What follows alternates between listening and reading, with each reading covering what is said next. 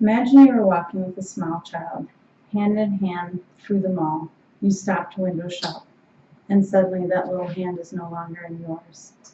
You begin to panic. You look around searching for the child. Your heart rate is beating out of your chest. Your respirations are faster. Your palms are sweating. Then out of the corner of your eye, you spot him. You take a big sigh of relief.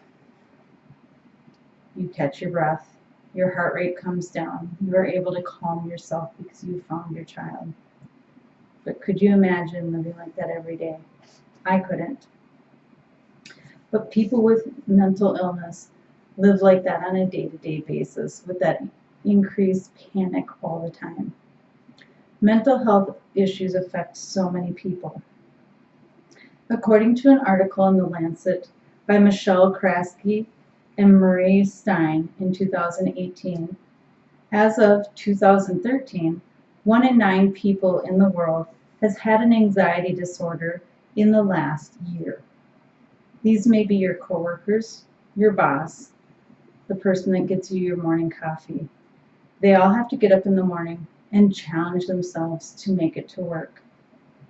Some use therapy, some use medications.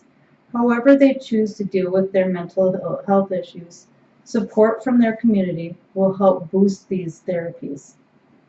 If they feel comfortable in talking about it, that will give them the confidence that they are not alone. Talking about mental illness and bringing awareness to it is so important today. In an article published in the New England Journal of Medicine, Ann Becker and Arthur Kleinman in 2013, 75% of those with mental illness in less developed countries do not receive treatment for it. This is partially due to the shortage of clinicians trained in the area of mental health. If we had more clinicians trained to assess and manage this growing population, then perhaps we would see an increase in treatment.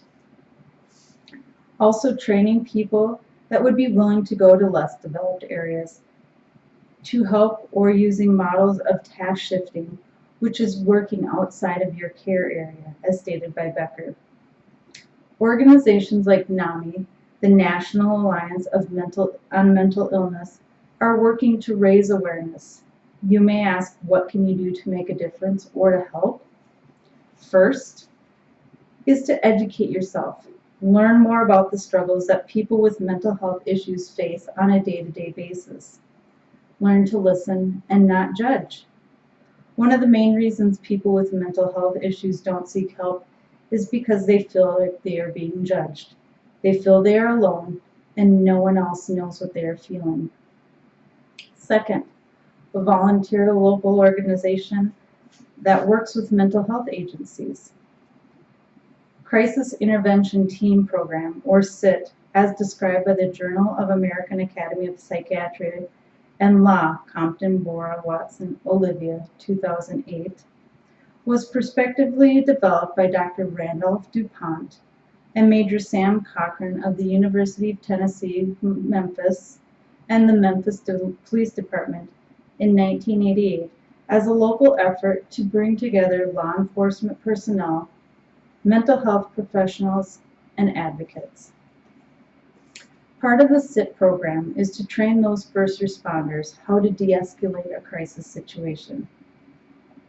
If they are trained on how to handle this crisis, then instead of going to jail, the individual will go to a facility that is better able to handle the situation. Many states across the U.S. are starting to implement this program in efforts to better support those with mental health issues.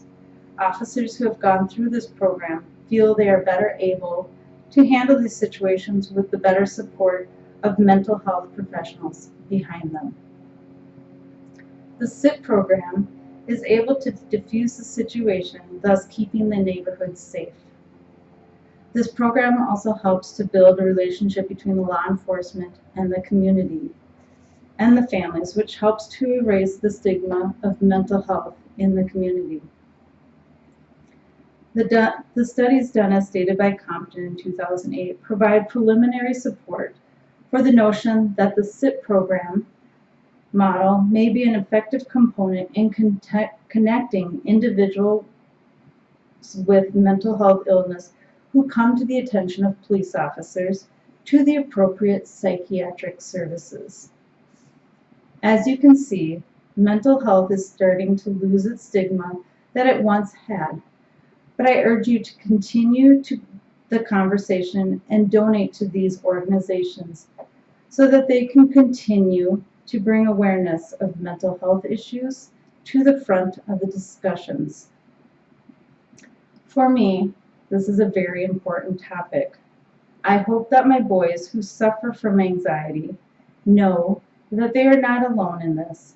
We are all here fighting with them to find solutions and give support. So in closing, I urge you to go to the NAMI website and find ways you can help raise awareness for mental illness. They have many options on their website. Or you could even find help for someone you know who is suffering from some of the mental health illnesses.